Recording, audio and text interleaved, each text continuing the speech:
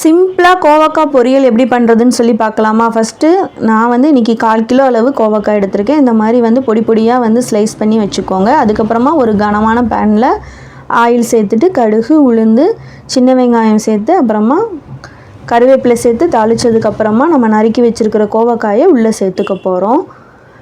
நான் இன்றைக்கி வந்து நிறைய மசாலா சேர்த்துக்கல, வெறும் வந்து உப்பு, மஞ்சள், மிளகாய்த்தூள் மட்டும்தான் சேர்த்துக்க போகிறேன்.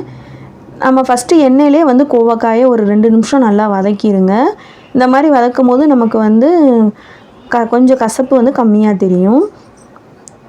தேவையான அளவு உப்பு சேர்த்துக்கலாம். ஒரு பிஞ்ச் அளவு மஞ்சள் தூள், 1.5 டீஸ்பூன் அளவுக்கு மிளகாய்த்தூள் வந்து சேர்த்துருக்குறேன். இது வந்து சாம்பார் சாதம், ரச சாதத்துக்கெலாம் ரொம்ப சூப்பராக இருக்கும்.